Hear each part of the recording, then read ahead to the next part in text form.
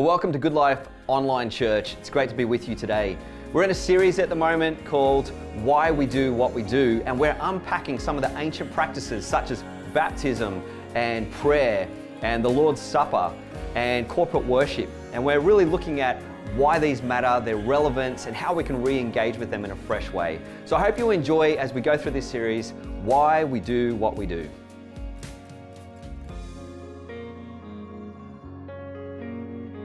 We've been doing a series here called Why We Do What We Do.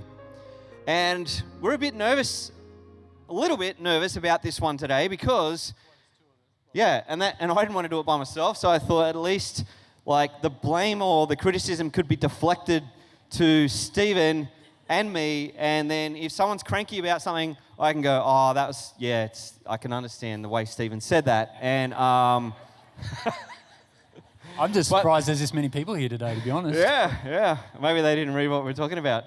Now, here's the thing. We're going to talk about giving today. We're going to talk about money. We're going to talk about not just giving about money. We're going to talk about giving of our service and our time and our talents and generosity as a whole. But the reason why we're a little tentative about this, and in some faith communities, someone might not be tentative about this, is because here's what we know. We know that the Christian community hasn't always represented Jesus and the gospel in accurate ways. And one of the things that undermines Jesus' message and what he's about is that sometimes some people, I would say not the majority, but I'd say some people talk about money and giving in a unhelpful, unhealthy, damaging way, in a controlling, manipulative way. And so if someone invited you to come today and said, hey, you should come along to Goodlife, and last week you were like, such good service, I'm going to invite my friend. And then you came today, and right now your heart's racing because you're like, oh no. The one day this year that they decided to talk about giving and money. Hopefully you can relax and breathe for a moment, because no one's asking you for money today. You don't have to give anything today. We want this service to be a gift to you, and every week. The only way we do what we do is because a whole bunch of people have caught the vision for this community, for who God is and what God's doing in this community, and out of their hearts they say, I want to give, I want to contribute so we can do some incredible things in our community. We say in the name of Jesus. But I just want to let everyone off the hook for a second. No one is going to know here if you give or don't give. Because we don't check. We just go, what's in the bank accounts? And sometimes we go, yes, awesome, we can do the vision and we can actually pay the bills, which is a good thing. And every now and again we go, ooh, it's a bit tight. And if, the last few years it's been tight, it's been challenging. We've been through a big, global financial crisis as a result of COVID and lots of things going on. And so today, I just want to say up front, we talk about this with a sense of wanting to really honor God. And my prayer when I was driving in the car here was, God, when we talk about giving and we talk about money today, I hope that people, even the biggest skeptic, the biggest critic of the church, and I'd be probably happy to join you in lots of the criticisms and skepticism. So we'd probably have more in common than you think. I want people to walk out of here going, well, I'm not going to give anything, but that was pretty good. That was pretty good. Yeah. Can't really be offended or hurt by that. That's what I'm praying and hoping. And that people understand our heart in this. So today, I'm going to get Stephen to share some of the reasons why he gives. I just want to say straight up front, giving over the years for me has been an interesting thing, because when I was a kid, in the church that I went to, we had a Sunday school program, it was called. We don't call it that anymore. And my parents would give me a 20-cent coin. Remember coins? Young people, you might not know what this is. It's an ancient artifact. And anyway, we used to have these things called 20-cent pieces. And so either my grandfather or my dad or my mum would go, here's your 20 cents. And they had to make sure they had one for me and my two brothers. And then we go into the kids program, and in the kids program, they'd always take up an offering, and they'd say, all right, we're going to pray now, and then we're going to pass the offering bucket, and we're going to give to God. And I always just thought, I wonder what God does with it all. And so, you're a little kid, you don't know how it works. So I put my 20 cents in, always felt good. Some kids gave a 50 cent. I was like, whoo, they're a rich family. And anyway, I never forget the day. I've never forgot the day. For whatever reason, my parents were late picking me up from the kids program. And I just happened to wander into the back areas, like this kitchen area. And there were 3 people in there. And they got the containers and they emptied it out on the counter. And they were counting it all up. And they were talking. And then they put it in this box. And I stood there and I watched it and I went, I thought the money went to God. Like, what's happening with it? So on the way home in the car, I said to my dad, hey, Dad, you know how we give our 20 cents and we give it to God? Because I don't know how it works. I didn't know if angels came down into the back room. All I know is the money went into the back room and somehow it went to God because God needed it. And my dad's like, oh my goodness. So he had to explain to me how, yes, we say the money goes to God, but here's how God wants us to use the money that's for God's purposes. And he explained, that was my first aha of,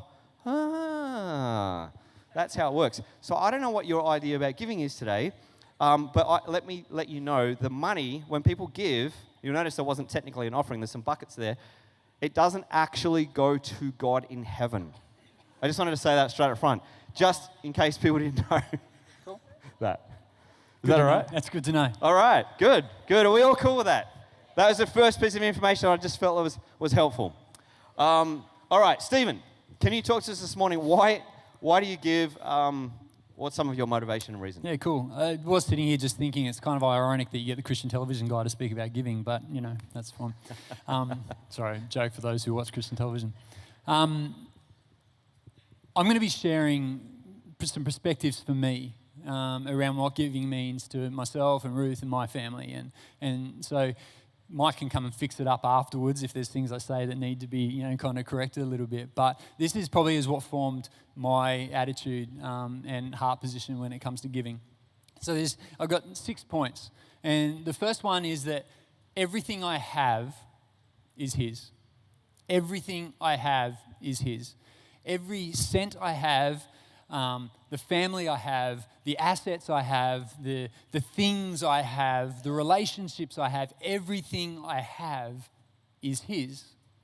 And if He has trusted me with those things, then absolute least I can do is trust Him back with my giving, and that He will meet my needs and supply my needs when I give. Everything I have is His. There's Psalm 16 verse 2 says, I said to the Lord, you are my master. Every good thing I have comes from you. And I can stand here today and testify that every good thing that I have has come from God. That He's incredibly faithful and has been over the decades of my life. This thought process is incredibly liberating and freeing when it comes to making decisions around giving. But when it comes to making decisions just about life, if everything is His, then I can trust Him with it. I can trust that He's going to work out all things for good when things aren't going great. I can trust that He's going to meet my needs when things may be a little bit restricted. I can trust Him because they are His anyway. It's not what I've done. It's not what I've created. It's not what I've been, the resources I've been able to accumulate or anything like that. Everything I have is His. The second area is that we get to participate in giving, that we get to participate.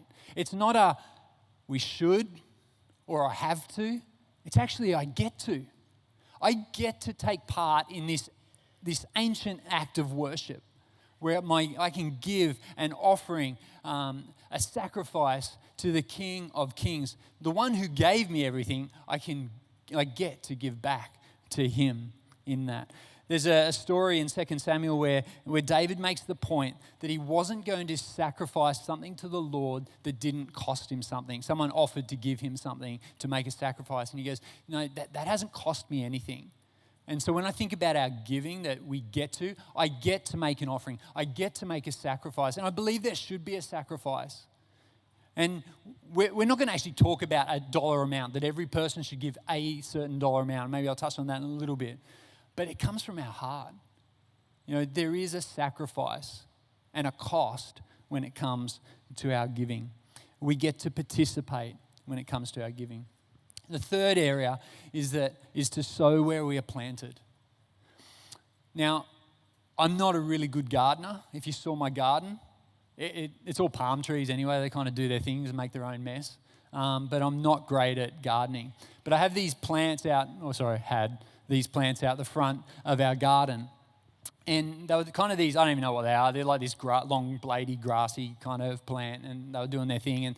And each year, throughout the year, they would produce these flowers and seed pods. And in them were kind of, you know, in, say, one plant, there'd be hundreds of these seed pods that they would then distribute. And so the plants were going pretty well, and they were growing really great. And I thought, actually, what if I took those seeds from those seed pods and put them in another part of the garden and see if I can get those same plants to grow? And sure enough, they did. They actually grew really well. So what I did for this year is every time that plant started to produce those buds and the seeds, I'd take them and put them in this other part of the garden. The other part of the garden's looking awesome. But what happened was the plants that were at the front started to die because the seeds that the plant was producing weren't going into the soil around the plant. And so as the leaves started to drop off, there was nothing new coming up. This spoke incredibly to me around how I tithe. Me personally, I believe the tithe is for the church that I'm planted in.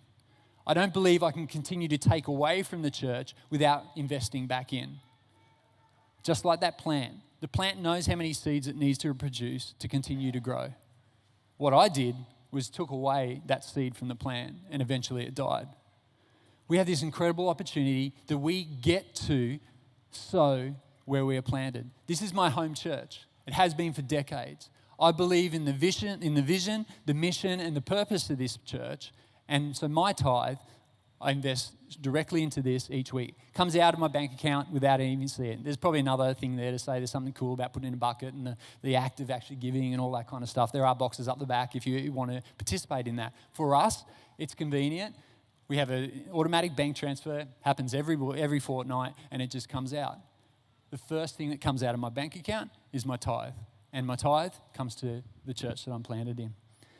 So we sow where we're planted. The fourth one is to live a life marked with generosity. I want generosity to flow out of my life. I want a life filled with generosity. And as Mike said, yes, we're talking about finances today, but it's not just about finances. I want my life to be generous in my relationships. I want my life to be generous in my time. I want my life to be generous in every area, to live a generous, spirit-filled life in the way I conduct myself. I believe in giving my time. My time here, I'm not on staff at Goodlife, but I give my time in serving Goodlife through the executive leadership team. That's an investment of my time, and I want to be generous with that. I have sat on boards and sit on a board of some charities because I believe that's being generous with my skill set to assist that organisation in what they do. I hope I'm generous with my family, my relationships and my friends and giving them the time and the energy and the effort that they, quite frankly, deserve, my best. I want to live a life of generosity. We sometimes get a little bit funny around this idea of sowing and reaping. To Mike's point, there can be some doctrine which says you sow and you get, you give and you'll get in return. Fundamentally, I actually do believe in that. It's a principle that when you sow something, you get something back. It's a spiritual law, but also it's a physical, natural law. It's just like that plants that I talked to you about. I think it can go way too far down one end of the spectrum, but I believe the principle is true, that we reap what we sow. I want to sow generosity. I don't do it because I will get something in return, but quite often in my experience, I actually do. There is a fruit that comes from that. When I sow my tithe into this place, I may not directly benefit from the fruit of that sowing, but I know other people will. And I know this place will continue to fulfill its mission in that. So I want to live a life marked with generosity. Number 5, be guided by the Spirit. Now, I'm going to ask a lady called Betty to share a little bit of her story to help this one. I just got a little video on the screen. I wish I could get ice cream. I don't have any cash for it. Yeah, you can ask No them. way. Thank you so much. What's your name? Bonnie. Bonnie. Great to meet you, Bonnie. I'm 90 years old, so You're 90 years old. Is $2 enough? Yes. All right, perfect. Say, Bonnie, I got my ice cream. Look it. I was actually in there waiting to see the first person to buy me ice cream, and I got a gift for you, Bonnie. $500. Oh, no, honey. Yes, this is for you. But I'm worried about you. I'm not in need. I was just seeing the first person to help me out. Oh, dear. I don't know what to say. You're God amazing. bless you, dear. Yeah, you're awesome. Why were you so kind to get me the ice cream? Because the Bible says to help people out when they need it. Well, I figured the only reason I'm still around, I'm 90 now, is that God's still got work for me to do, and He says to love Him and to love your neighbor as yourself. How sweet it is to be loved by you. Bonnie, no Betty. So I didn't show that as an illustration of 100-fold reaping and sowing, but there is a point there. I showed you that because of what Bonnie said at the end, that she made the point that she's 90 twice, and she said, I believe that God has a purpose for me, that God has called me to love Him and to love my neighbour. What would it look like if there was this uprising of generosity, even from our community here, to do acts of kindness? And this is why I talk about being guided by the Spirit. I believe in my tithe. That's a given. That just happens. Each fortnight that happens. I do my tithe. One of the prayers that I pray is, God, give me the eyes to see need around me today. Help me see an opportunity to make a difference in someone's life. Just like Bonnie did. And obviously it was a bit of a setup. The guy was, he's a social media Instagrammer and all that kind of stuff, and that's what he does. But Bonnie, nevertheless, was there ready to be generous, to meet a need, to buy that guy an ice cream. She wasn't expecting anything in return. So we went through a season where, and even now, just being really intentional around having ears that are open and eyes that are open to see if there's need around us. To maybe buy something for the person who's in the queue in front of you, to buy their coffee, to pay for their fuel, to do someone's short of cash in a grocery line, whatever it might be. There's the tithe, but then I believe there's these sort of extra above things where out of the generosity of our heart, of all that God has done in our lives, we can be a blessing to others. And there's something interesting here. Quite often, you don't know these people. It's easy to give to people you know because you're going to get a pat on the back, a thank you, a big appreciation.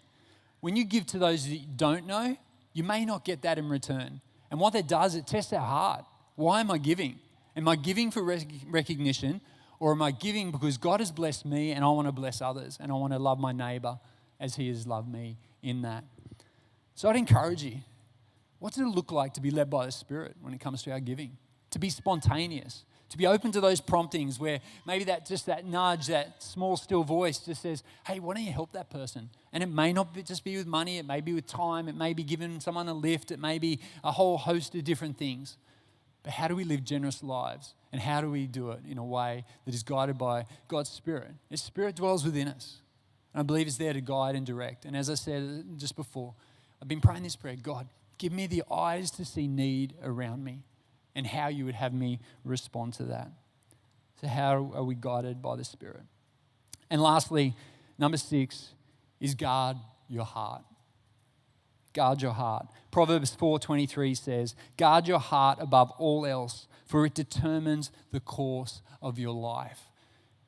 Above all else. Above all else, guard your heart. I'm in business, and over the years, I've seen time and time again that money and finance has the ability to corrupt people. People make bad choices. People make dumb choices, and people make wrong choices when it comes to money, because if you don't keep your heart right and your heart pure and your heart holy in the midst of your finances, it can lead you down a path that is of destruction. It's not the way that God had designed us to live in that. So above all else, guard your heart when it comes to the finances. And it comes from that very first point. When we know that everything we have is His, it keeps our hearts pure. we know that everything we have comes from His good hand and it's not mine and I'm a caretaker for it for the time that I'm on earth, then it keeps your heart right. As soon as your heart starts to turn, as soon as your heart starts to start claiming my rights and all that kind of stuff, I think we're heading down a wrong path in that. There's a scripture that I just want to read. It's from I actually don't even have the reference. I think it's 2 Corinthians. And so Paul is talking to the Corinthians around providing for the people of Jerusalem. And at the very end, he says this: "And when you take your gifts to those in need, they will thank God. So two good things will result from this ministry of giving. The needs of the believers in Jerusalem will be met, and they will be joyfully expressed in their thanks to God. As a result of your ministry, they will give glory to God. For your generosity to them and to all believers will prove that you're obedient to the good news of Christ." When it comes to my giving, I want to be obedient to the cause of Christ, to the good news of the gospel of Jesus. I want to be obedient to the things He asks of me when it comes to my giving, to not retain, not to store up, but to be generous and to be very open-handed when it comes to our finances and our giving. There's some of the things that probably shaped my life over the decades, and I hope maybe they'd be an encouragement to you. It's a position of heart. It's not about a number. It's not about the amount. It's actually about the position of our heart when it comes to giving. Thanks, mate. Thank you, Stephen. And I asked Stephen because, not only because he's one of the leaders here, but he is the epitome of everything he's talking about. He's a generous-hearted person. He's had it modeled to him in his life through his family. He lives it. I've experienced generosity from him. I've seen so many people. I've seen people that, I've had people tell me of the generosity that he might not even know that have told me. And so it's important that we hear from people that actually live this. I want to read to you a scripture, 1 Timothy chapter 6, verses 17 to 19. It's going to be up on the screen here. The Apostle Paul is writing to Timothy, who's a young pastor, and he says to him, "Teach those who are rich in this world not to be proud and not to trust in their money." Now, just a point of clarity here.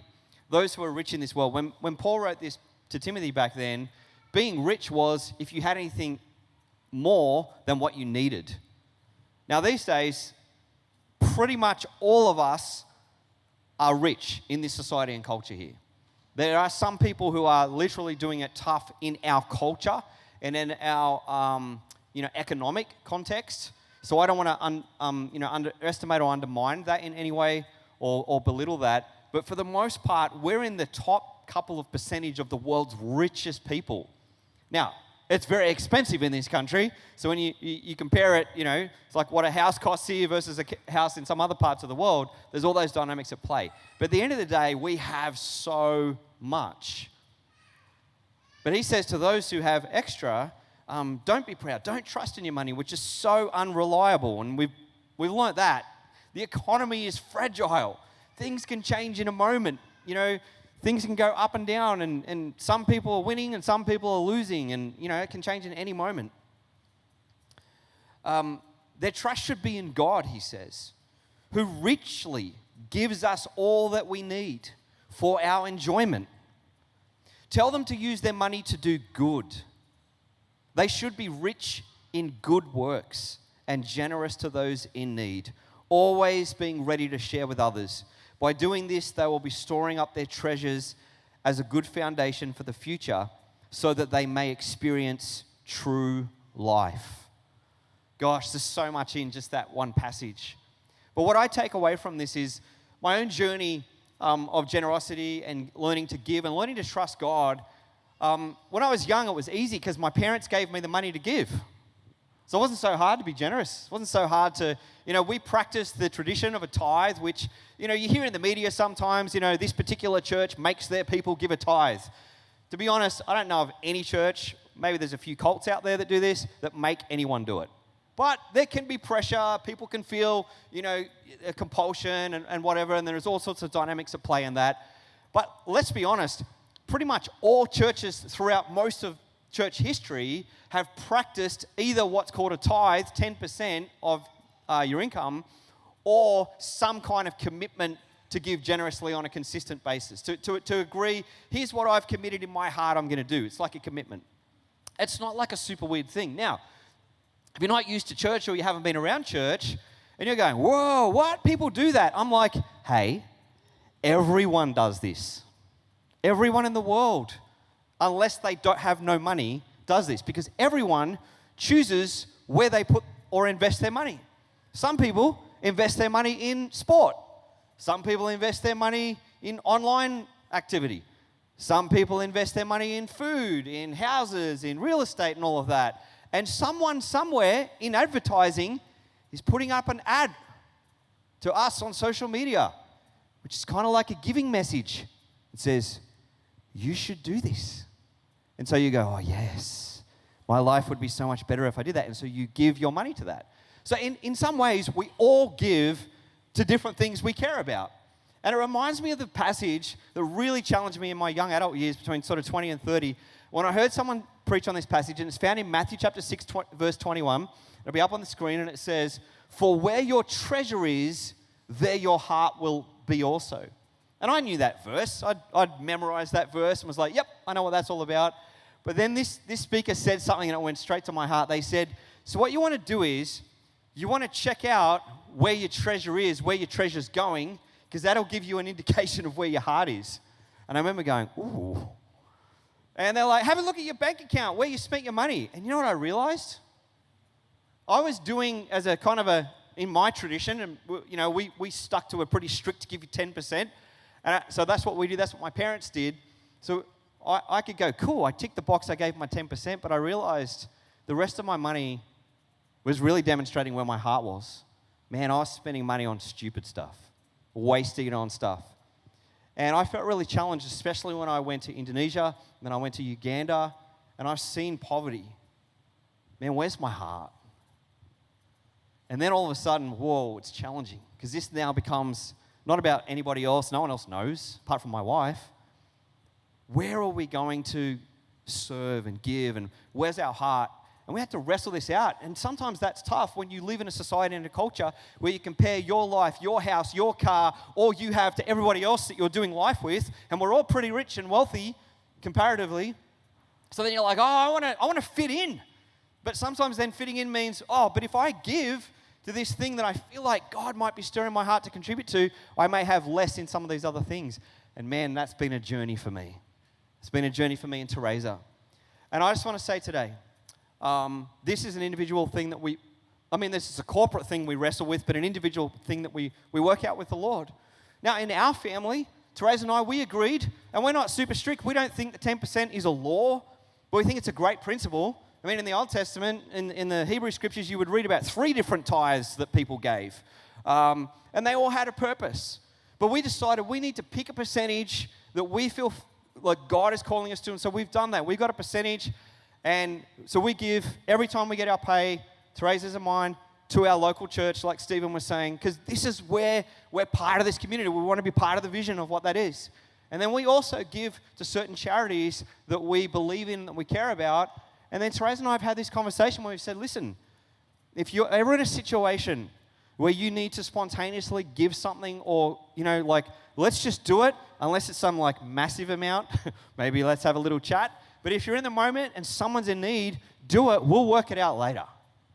And we just make that commitment. And Teresa started doing that, and then she started doing that Macca's thing.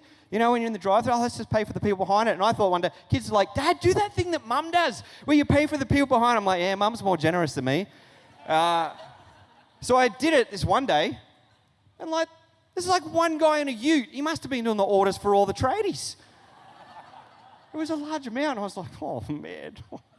Kids, Dad's really sacrificing for God's purposes to model to you.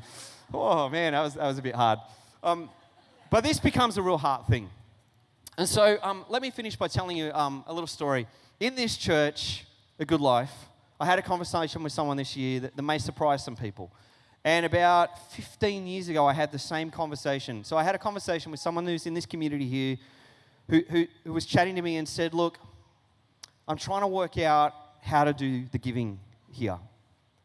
But my partner is not a Christian and doesn't like that I give to here. He doesn't want to just pay for someone's wage. Now, from our perspective, the wages of our community here are people on mission about the vision and the mission, and it helps us do the very thing God's called us to do. Make disciples, do his work of justice and mercy and kindness and love in the world. And that's what we're about. And so this person said to me here at Goodlife, what do I do about this? And I said, here's what I think would really honor God. And I'm prepared to stand before the throne of God and get it wrong, and God go, you didn't get that right, but I got your heart intent, Mike. So here's what I pastorally shared as wisdom. I said, you want to be a witness of God's amazing love and grace to your partner. So I said, why don't you chat to them and say, hey, I really care about the vision and what our community's doing, and I'd like to contribute, but can we chat together about what you would be happy for us to contribute? Because ultimately we're both contributing. It's coming from us. And so this person just expressed to me that they were relieved because it was creating tension in their relationship. And I just wanted to say to them, God values your relationship more than the percentage that you're going to give into the local church, because he wants people to know God's love and grace and mercy. And that was also a thing in my heart to go, there may be less dollars coming in for our vision. But if less dollars come in, we trust God. That's the hard thing. We trust that God will meet our needs so we can do his purposes, which is ultimately about seeing God's good will done in the world. And I just want to say, listen, if you're here today and this is a wrestle for you, do not give under any pressure. If you want to chat to someone about it, we're happy to chat to you. You may walk away going, wow, there may be some other way for you to give. Maybe this may require some faith on your part to go, I've never done it before, so I'm going to start off small. Start off with what you're comfortable with, what you think, I've got faith for this. And then just, you work that out between you and God or your family. But our family have made a decision. My wife and I, we've made a decision. And we're doing that out of our heart, and we honestly have seen God provide for us. He's always met our needs. We never have to worry. We've had times, I told you when we first came on here, when COVID hit, I lost 85% of my business income that year. I just moved to Queensland. And then there was like, whew, what do? You know what you do? You just remember that God's always been faithful, that God always finds a way, and that we can trust God because he's an abundant God. And God helped us through. And we kept giving. We didn't get like some magical amount just land back in our bank account like it's some formula trick. There's no formula, there's no trick. It's a relationship of trust and investing in God's purposes. And so I share that just to say,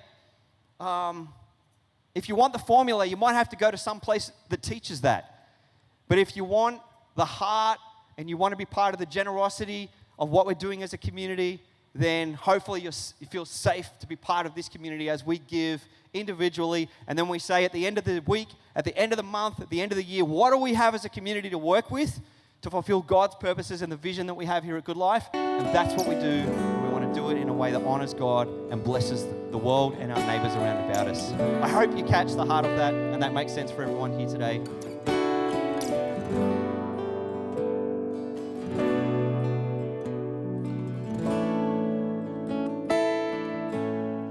Jesus, my Savior,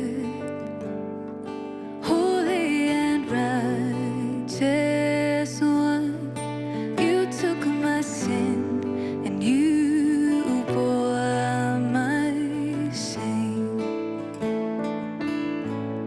Now I'm made alive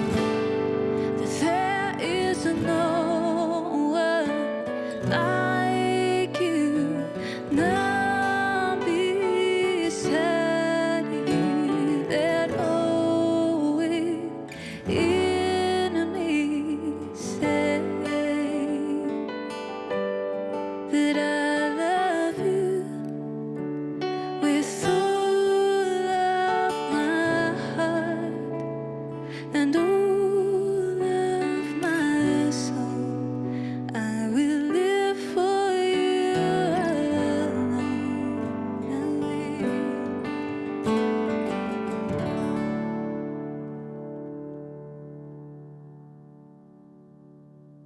Well, thanks for joining us for online church this week. We have a brand new story from our church services on Sunday. If you would like to see that story, then please click here. And if you want to see any previous teaching over the former weeks, then you can click right here and it will take you to all those different resources that we have there for you. As always, please like and subscribe, and we look forward to seeing you next time.